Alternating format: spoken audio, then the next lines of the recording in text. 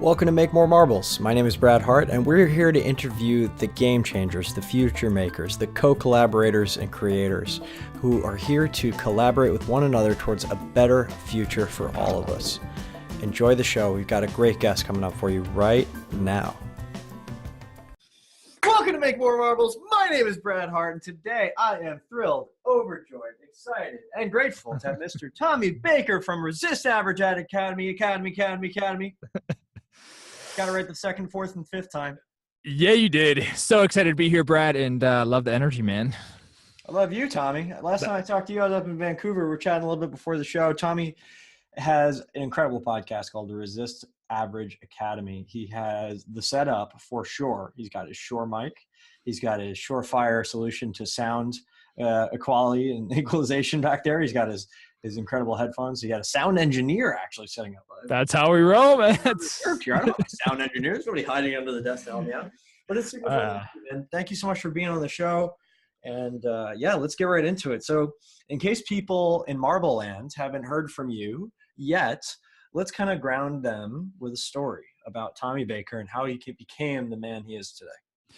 Absolutely. I love that. And so a story that comes to mind is that will put all the context together is really simple. I've always, I grew up in South America, which if you couldn't tell by my white and fair skin, but specifically in Colombia. And it was a massive challenge, man. I would move back and forth, and I never truly felt like I fit in anywhere. I was just kind of like always in between, never really had a home, what I would consider. So I've always felt out of place. And growing up, I knew early on that the traditional route of working for somebody else wasn't for me. So I started an eBay business when I was super young. I would go to U2 shows. I would record the shows and then sell them.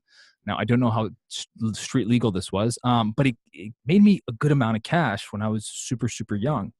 And fast forward to opening up, a couple of gyms in the fitness industry, to where I am now. The constant theme was really looking at problems through different lenses and different angles. And not fitting in was actually a gift for me because it allowed me to be creative and really fall in love with a person looking back in the mirror. And I know that sounds so cliche, fall in love with yourself, et cetera, et cetera.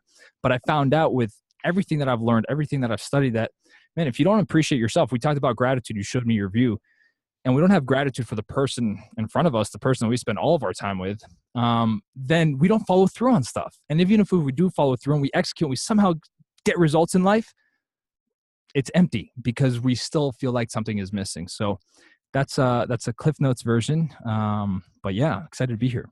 That's beautiful. Thank you, Tommy. And I think we all have a journey. And if you can relate to the failures that people have, which everybody can relate to, right? Not everybody has success, but everybody has failure.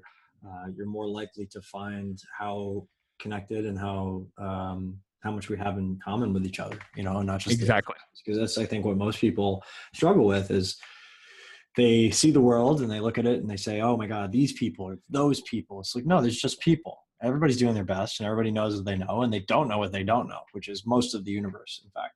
And it's kind of incredible to see people's journeys and how they interact with each other. And one of my stated missions is to catalyze human connection, right? To be that connecting force in humanity. And I know that's not a conversation or an ability I have to do on my own. It's creating people, a possibility for people to step into that role themselves. Because a leader doesn't create more followers, they create more leaders, Exactly, man. And when I think of the stuff that you do and the message that you promote, so powerful. It's like, man, I just think of an abundant mindset, like more is more for somebody else means more for me. Like that's what I get. That's what I feel actually when I look at your content, man. So thank you. Thank you. Yeah. It's that whole make more marbles thing, right? It's just, yeah, hey, we don't have to be the hungry hippos. We can certainly make more, and the supply is infinite. So that's exactly. Actually, I've been thinking about that metaphor a lot because I'm writing my book. And one of the things I look at is like, we talk about this infinite sandbox, right? This creative, playful universe that we live in. What happens with sand, right? If you take sand, you heat it up, it becomes glass.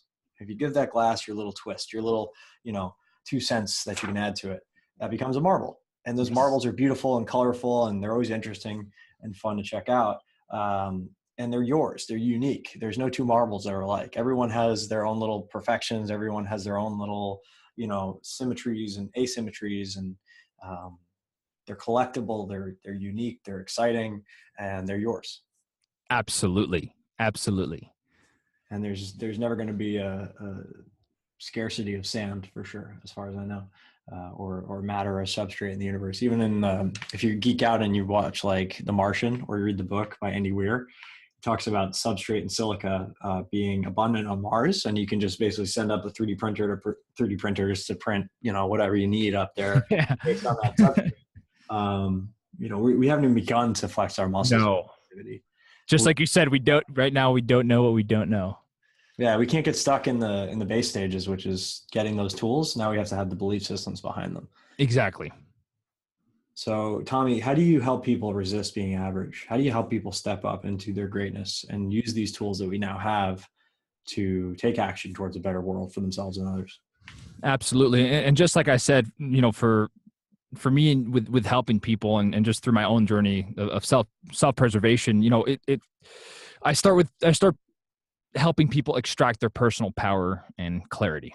And so it's this deep-rooted belief in themselves, because so many times, and this, we focus on what hasn't happened or where we fell short or what happened when we were XYZ years old. And that just becomes the narrative to which we live our life, and we become inherently capped. And so I start people on a path of, hey, let's reclaim your personal power and clarity. And once we have that, I allow them the space to create a bold vision, a truly bold vision that moves them emotionally. I will not move forward until they're moved emotionally. Yes, that means tears. And for the men out there, I won't move forward until you show me that it's important to you on a deep-rooted level, not from the head, but from the heart. And then we create a process of reverse engineering that. And where I fit into that equation most powerfully, I do the whole thing, but where I fit in the most is once the vision is unlocked, it's okay, cool. It means a lot to you. It matters to you. You got emotional about it. Now, how do we reverse engineer this in a way where you can actually start seeing the fruits of your vision 1% every single day, just a little bit every single day? And you add in that energy of the vision and that 1% progress towards moving towards your mountain, and you start to build an inner confidence that nobody can take anything away from you. And this has been years in the making, because I would go to a lot of events and people would get excited and I would get excited, and then we'd come home and then we revert back to the same patterns, the same routines. No matter how big the breakthrough, how big the vision was, we'd always revert back to the norm. And I knew there had to be a way to raise the set point every single day strategically to give people this personal power and clarity on a daily basis so we can bring that vision to life. Because when we do that, guess what happens? We create ripple effects. I love that. And I also talk about the 1% every day. And I know we are all influencing each other, and there's no such thing as an original idea. But the way I like to think about it is like those gains are not, it's not 1% per day addition. 365 days later, it's 365%. It's actually compounding. So that 1% becomes 3,778% after a year, right? If you can get that's X returns in the markets, you'd be really happy with any amount of money. And that's the ethos of my new book. And at the worst case scenario, Brad, let's just say it's worst case scenario and we get incremental growth. Hey, anywhere from incremental growth, so 3.65 to 37x, I could deal with that. Somewhere in between of that, that's further along than where I am today. And that's the name of the game. And what I love about 1%, which you talked about, is that it releases this pressure that people put on themselves. You and I have seen this. We put a lot of pressure, these huge expectations. And when you have massive expectations, but your commitments don't match those expectations, you end up quitting. You end up stopping. You end up program hopping or idea hopping or whatever it may be. And you don't actually see the fruits of your labor. So that's the name of the game, man. We're on the same page. You got to wait until, you got to be able to stand in the gap long enough for the things to actually show up. When you're committed, it takes time. Everything takes time. It's like, I love the story of, the farmer who plants the seeds for the trees. And like, some of us out there, and we've all done this, is like, we wake up the next day and we're hitting the soil and we're saying, where is it? Right. And the agave tree right here in Sedona, it might take 100 years to bloom. 100 years. Just imagine that one time. And when it does, man, it goes like, it's beautiful agave. But patience.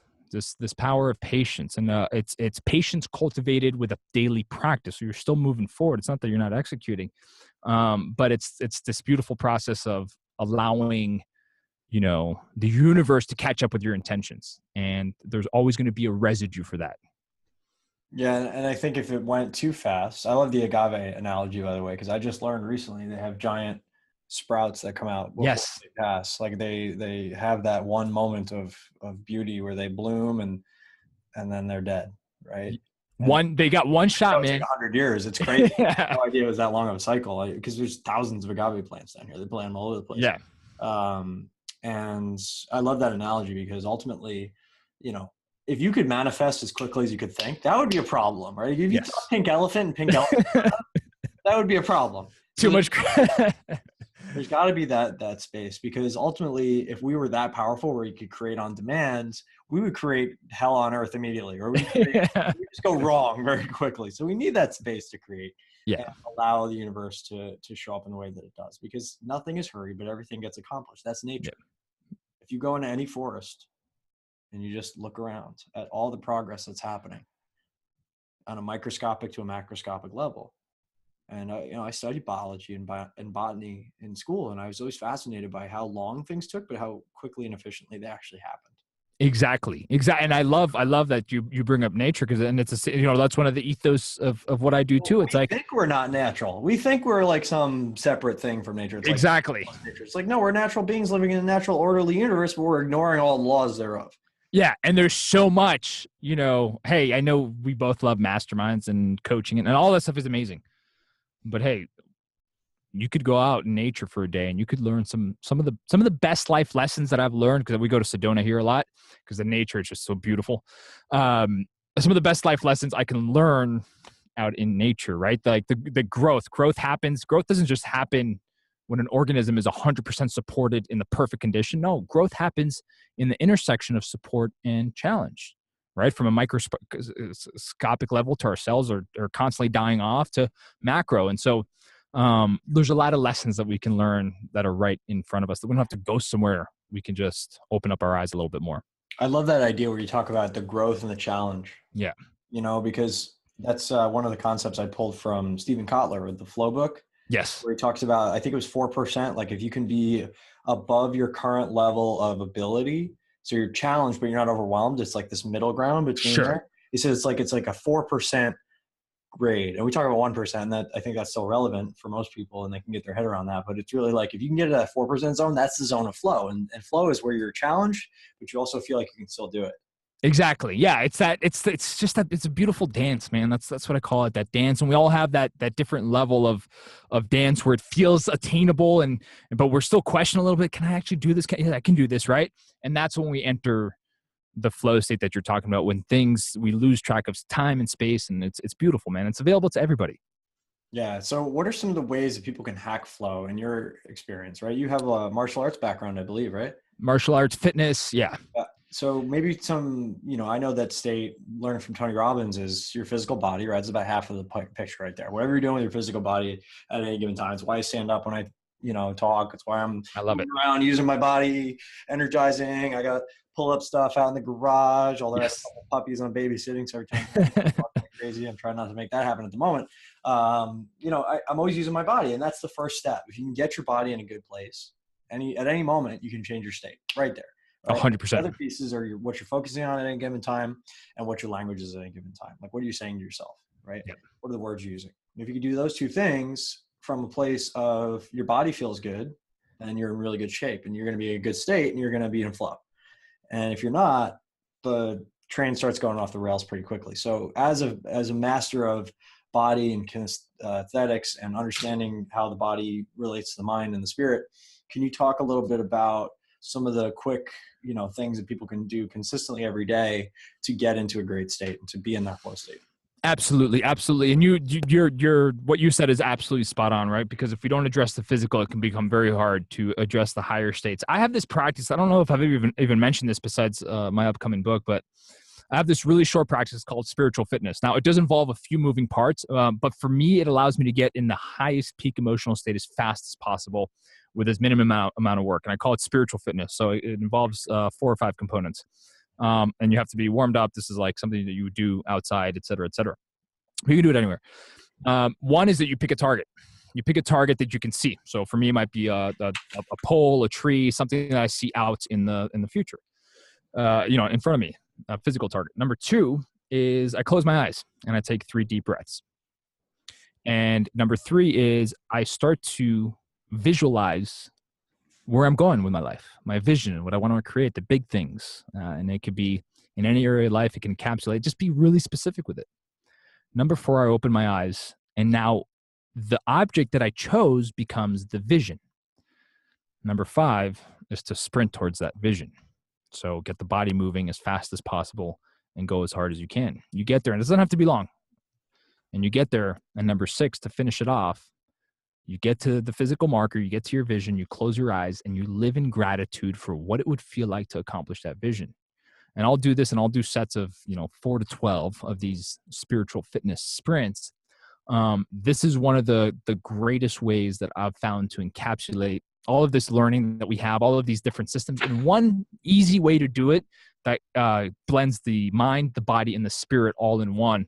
Man, if you do that and you put your heart into it, there's no way you won't feel more inspired and on fire to get into what we're talking about here, which is flow states.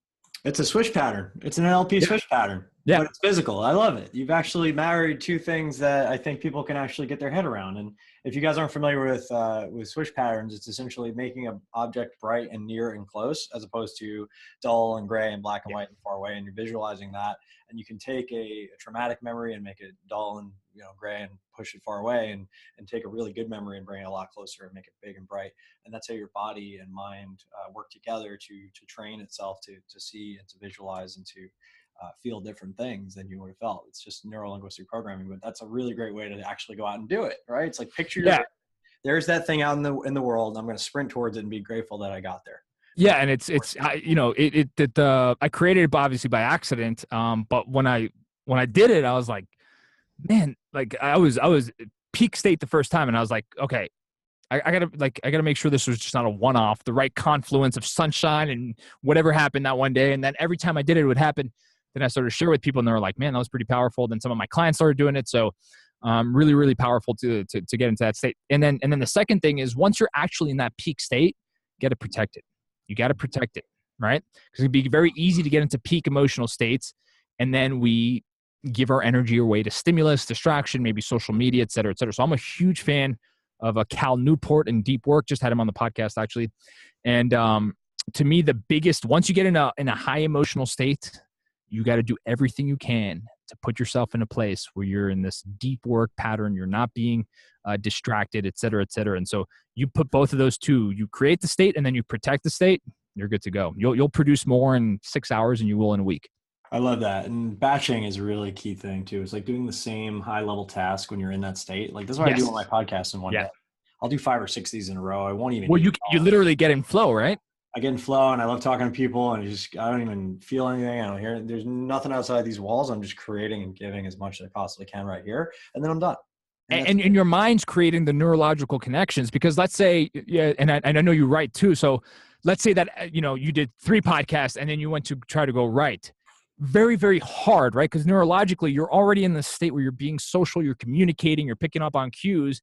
And then to go to a place where you're trying to express yourself through writing can be very, very difficult. And so what you're doing is brilliant, because you actually train your brain when you're present. When you're in a podcast, you are fully there. And then on the other days when you're creating stuff, like for me, my writing days, I'm like in a cave, man. You will not find me. You will not text me. I will not go to lunch with anyone. Phone is off. Text my girl, of course. But besides that, I am just... So it's important to have those barriers. Yeah, it's so important. And that's how I wrote my book too. It was just an hour a day. Every day, my morning routine, get in a peak state, write for an hour. It didn't matter if I wrote 10 words. It didn't matter if I wrote 2,000 words. And a lot of days I was close to the 2,000 mark. But over time, like I got really good at, I would take all of the stuff I wanted to write about, and I would do these creative sessions where I had these big Post-it notes. And I would just every idea I could possibly think of just on a Post-it note. And I would do that for a while. I would just do one of those a day. And then it'd be on the wall. And then when I go to write, there they all were. And I could just say, okay, I'm going to write this today. I didn't have to sit in front of a blank page and say, oh, well, what am I going to write about today? It's like, no, I did the creative session. Now it's to go crush it and put it into words. I love that. I love that. And that's that priming. So when you're there and you just go, and I'm sure you experience this. For me, when I write, I do 500 words a day, and that just becomes my minimum threshold target, because I know, much like a workout, much like anything in life, those first 250 words, like, I'm not going to feel that good. I might not be in flow. Once I get to 500, I'm like, okay, I got some confidence, 750. And I've had 15K days where it wasn't my purpose to do 15K. I just got into a flow state and allowed myself to just go. Well, and again, it comes down to that 1%, right? So if you could get, let's say, average out 2K words a day, which isn't hard. You do that in an hour, most people, right? If they can type, and they know what they want to write about. So, the average book is 100K words. So in 50 days, call it 60, just to, say a few mulligans. In 2 months, you got a book. Exactly. You hire a ghostwriter to make it reasonably well delivered and tweak it to make sure the message gets across the way it's intended to. And if you want to do it yourself, there's great books like Book in a Box, those guys over there that can help you. But that's the essence right there. And you could crank out theoretically 4 or 5 books a year. I have a friend, Stefan Arnio, his goals are at 20 books. He's like 4 or 5 into it. And it's just incredible to see the prolific, consistent volume that people can put out. I'm going to put out 2 books this year. Yeah. Doing a lot of other stuff too. So just reminding yourself that your excuses, your objections are overruled. And you go to a lot of events. I've been to a lot of events, and really the number one thing that holds people back, from what I've seen time and time again, it's not know-how. It's not skills. Usually they're acquiring those. It's not even their network. They got powerful people in their network. It's a lack of discipline and focus. And so that's why a couple of years ago when I got into deep work, it really changed my life. And it's so cliche to say, this book changed my life, but that one actually did, because it challenged me on how I was working and operating. And I was like, dude, I'm spending a lot of time training myself to literally be dumb in a sense, not to do shallow tasks that don't actually move the needle forward of my life. And so it really transformed me. And so focus and discipline and structure and routine, to me, actually create the freedom that we're looking for on the other side to begin with. That's so important. I have a protege / collaborator on some projects. His name's Alex Mullen. You might know him, actually. You know Alex. Yeah. So Alex is the most consistent person I know. And he's incredible. Like, I gave him the reins of the mailing list about 15 months ago, and he just never missed a beat. He went for literally 15 months without missing a single day of emails. So to make more money. Awesome. You guys are on the list, like we're out there. Oh, absolutely. Yeah. And we want to be, right. We don't, if you want to unsubscribe because we're sending too much email, great. Like this isn't for you. I get it. We've been back and forth a lot on that. I just know that consistency wins. 100%. So I've actually asked Alex, and now I'm calling him out in public here, to create a post on how he got to be so damn consistent, because it's freaking fascinating. I'm not that consistent. Yep. I can write a lot, certainly, and I can be prolific, but I know my personality is like goes in waves. Sure.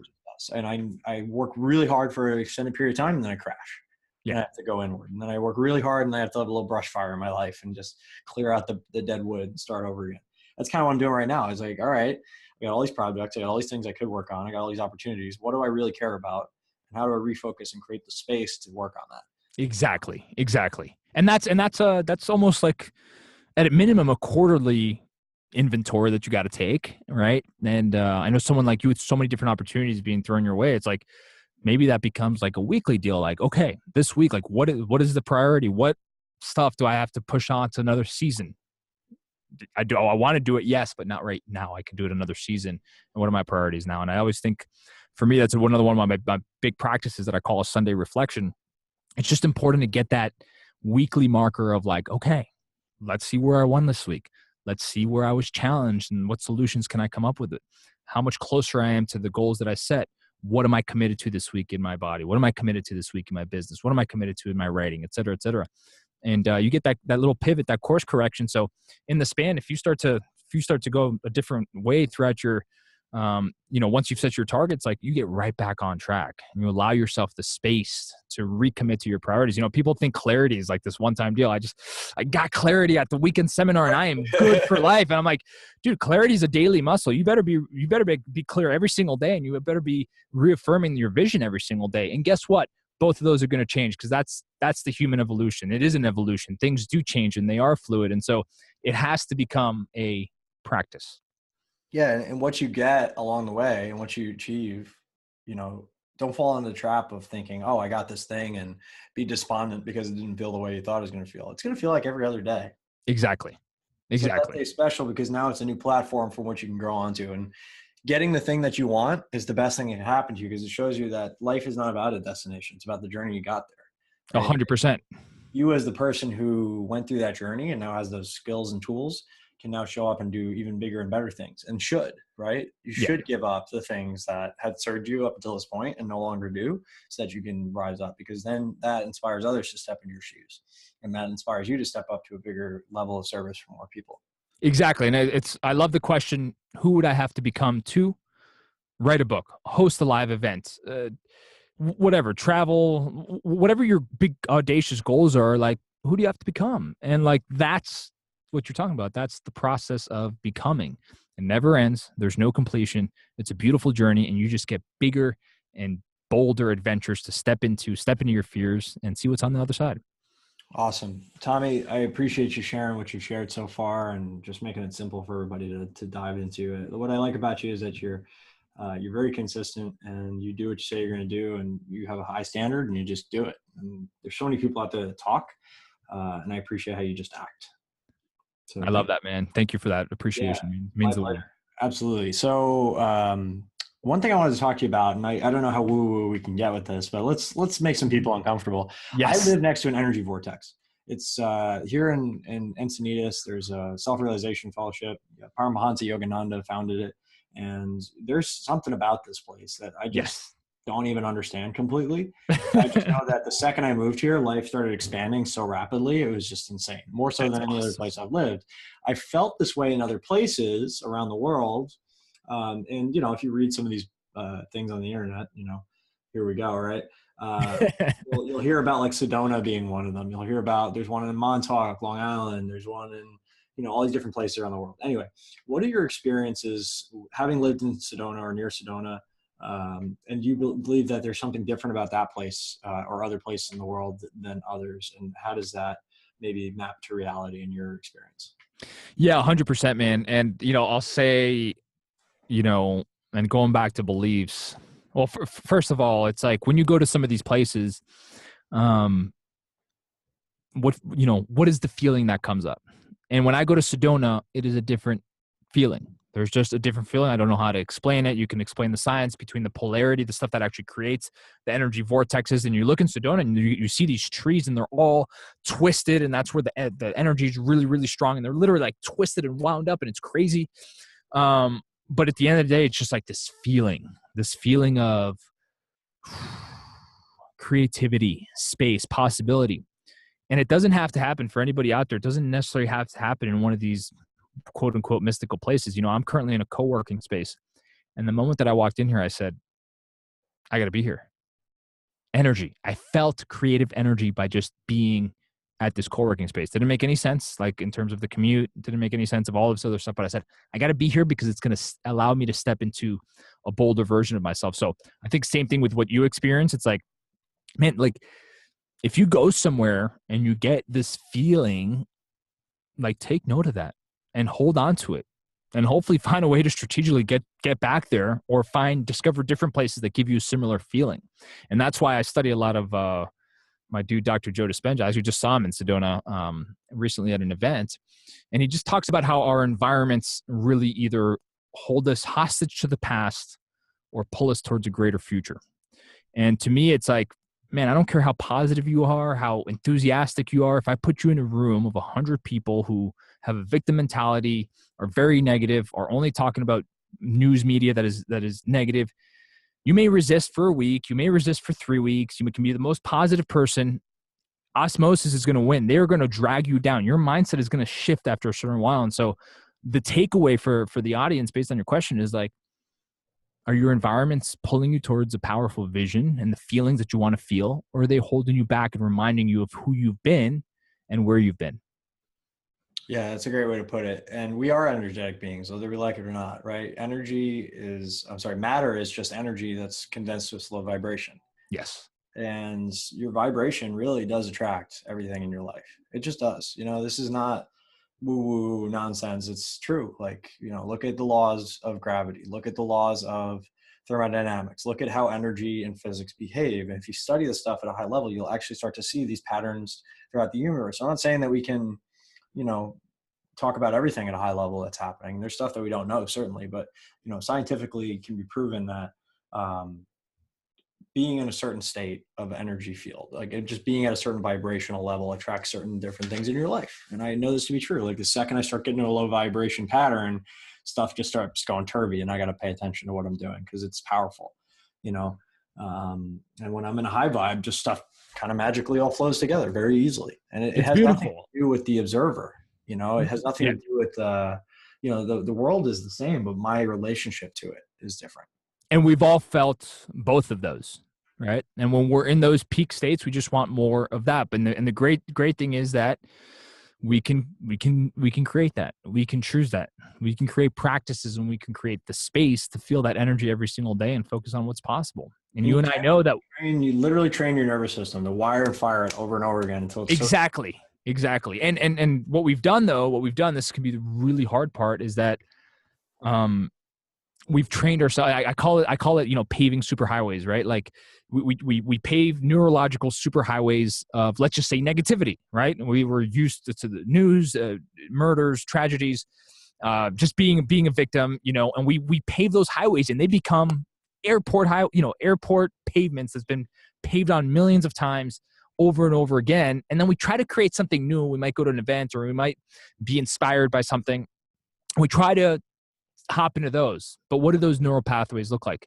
They look like a dirt road in Mexico. We haven't paved them over and over and over again. So we have to allow ourselves some grace that it's going to take some time for the new status quo, for the new program to be rewired. And once it is, like, I know for you and I, if we find ourselves in a lower emotional states, because we've paid the high emotional states so many times, we've been in that place so many times, we can snap into it instantaneously. We can choose it. You just spoke about it.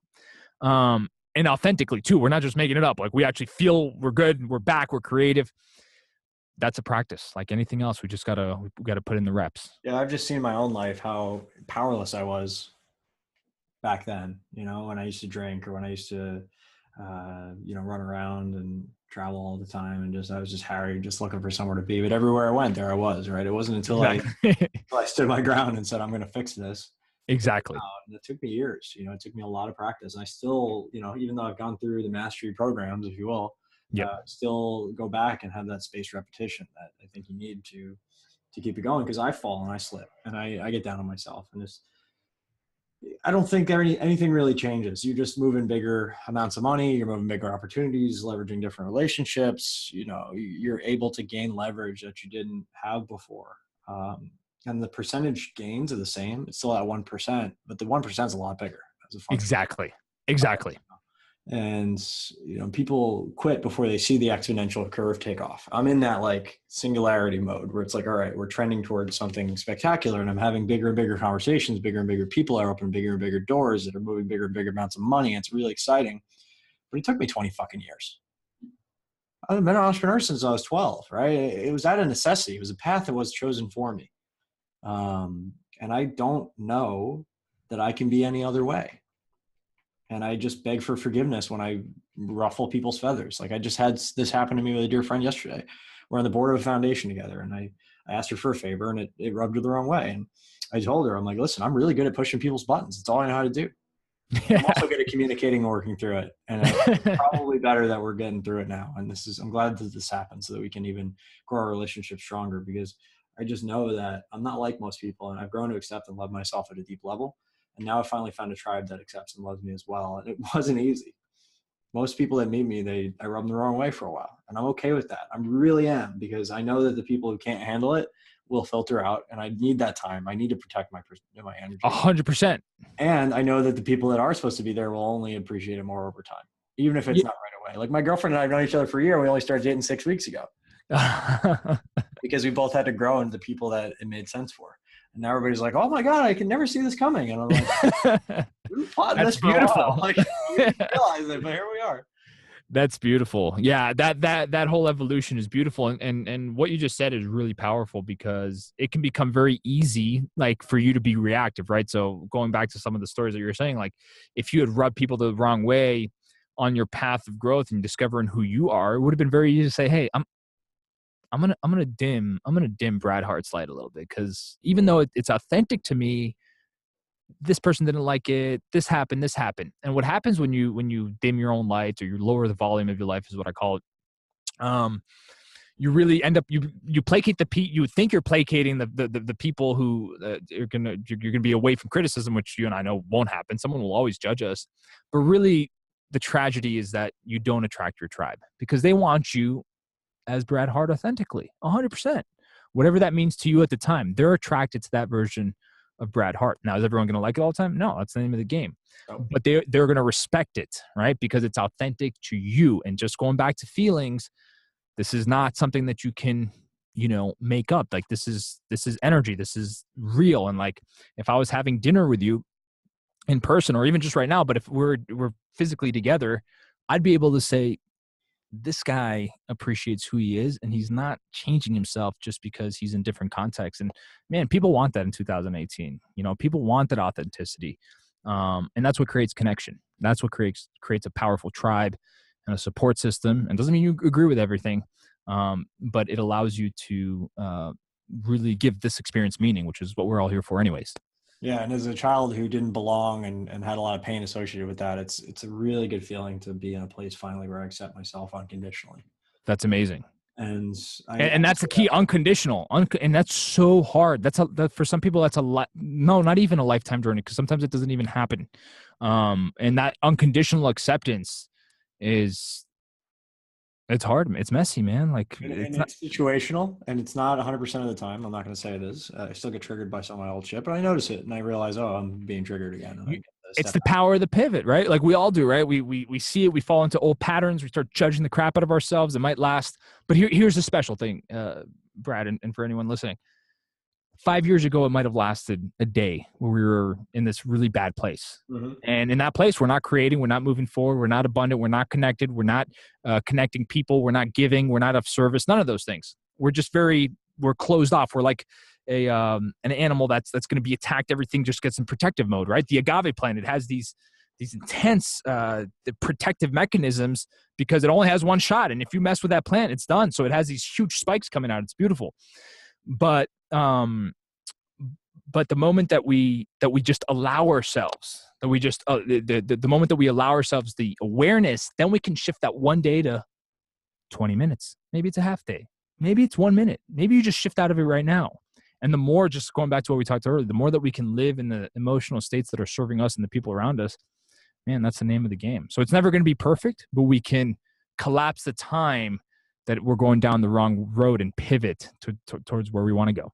And I think I'll just kind of ground this for people listening in the work that they're doing, right? Yeah. I noticed lately that I was getting really tired of working with clients.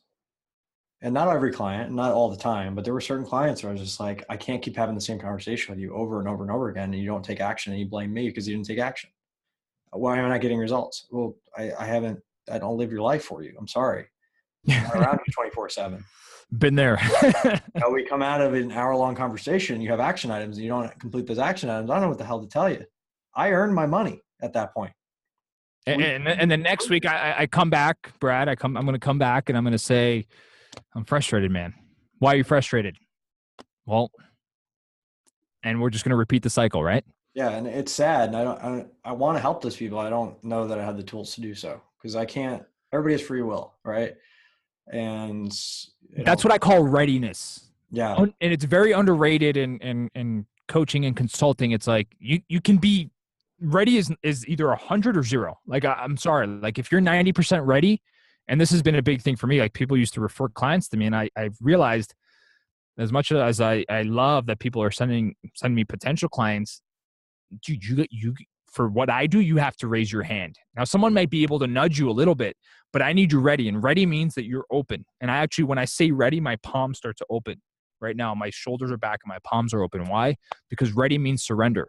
And so if I'm working with Brad Hart and I am ready, dude, I will become the most coachable person on the planet. You tell me what to do and I'm going to do it right now. Why? Because that's what I'm here for. So Yes. anything less is a disservice to me. It's a disservice to you and to the energy and the beautiful energy of what a coaching mentee trainee relationship looks like. So I completely get it, but I did stop you Yeah, halfway. so just to put a you know a kind of a lesson on that is that it's the model, right? It's the model, it's the model, it's the model. So either you do one or two things, and we've seen people go both ways. You see people who coach or consult or mentor, whatever they do, charge more money and work with less people. That's one model. I want to go bigger for more people, so I'm going to do mass market. I'm going to be putting everything I know in a book. I'm going to be making sure people have support that they need with online courses. I'm going to make sure that they have coaching if they need it. I can refer out, right? It's not for me. I want to impact at a larger level, and I want to create the space for people to thrive in that community and not be the bottleneck through which anything needs to pass. I don't need to be the catalyst of any transformation because I'm not Tony fucking Robbins. I'm just not. I'm not a guy who can stand on stage and do it for 40 years and can create that. I can bring 50 people at a time to those events, and that works. Yeah. That works. It's a little bit of Yeah. a pain in the ass, but it's a labor of love. And Tony But can sort them out. But what I do great is putting the right people in the right places to do the right things at the right time. and so that distinction you made, how did you have that awareness? Was it just a matter of like of this energy, this heaviness that you were getting around this? With regard to client work, Yeah. I was just getting so frustrated because I would have 9, 10, 15, 20 wins and it would be going well for a while. And I'm like, okay, cool. We can add more to this puzzle. And then I would turn around and the plates would start crashing around me. And then all of a sudden I just wasn't getting the, I wasn't getting the enjoyment I was out of it before. Yeah. And, it's like, it's nothing against my clients. I mean, they are wonderful people. And I believe Absolutely. that they would be Absolutely. well served with a different methodology, Yeah.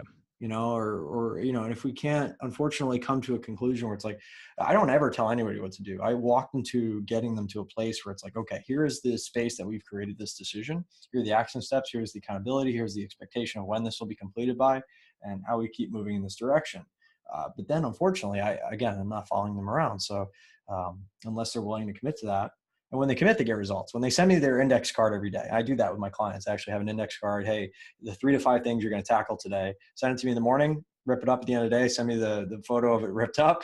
Love And it. that's how I keep you accountable, is just making sure, and I'll ask questions along the way and make sure you're dialed in. But, I can't be everywhere at once. So Exactly. that's kind of where I started to diverge from that. I feel like I can help a lot more people through a scaled model. Beautiful.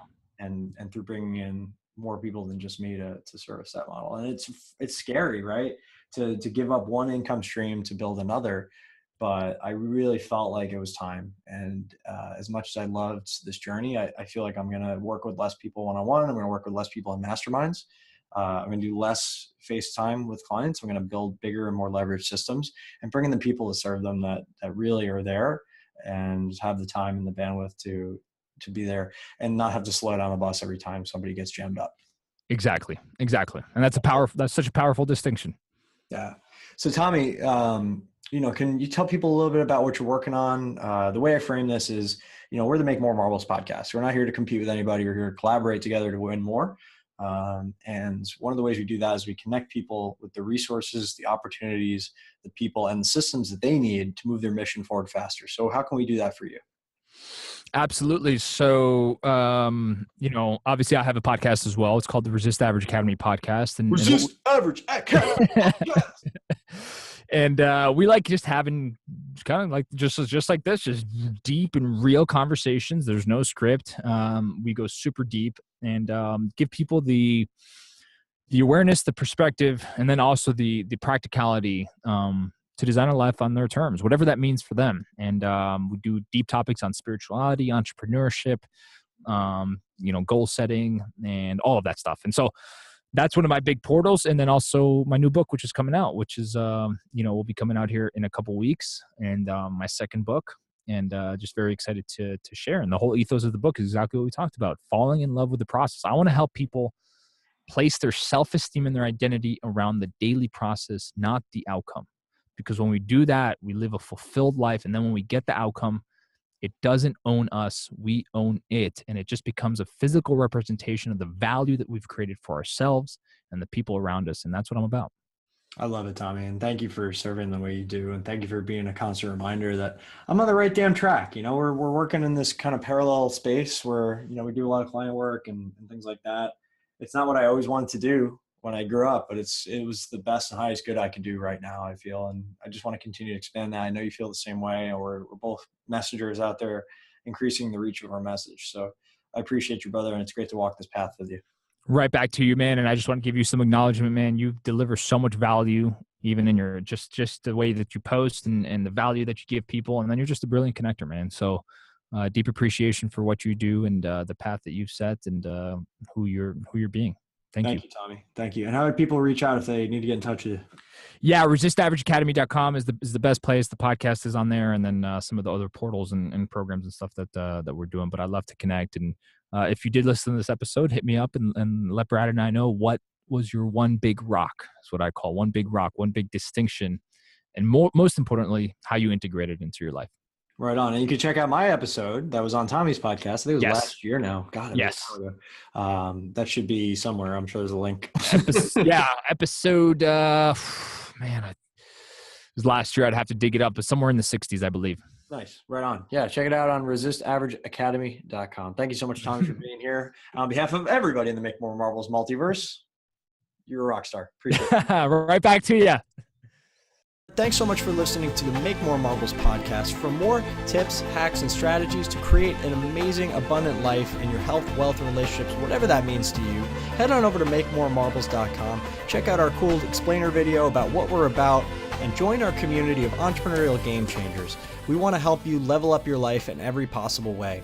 And don't forget to subscribe to us on iTunes, Stitcher, or Google Play, wherever you listen to your podcasts, and please do leave a review. Thank you so much, and we'll see you on the next podcast.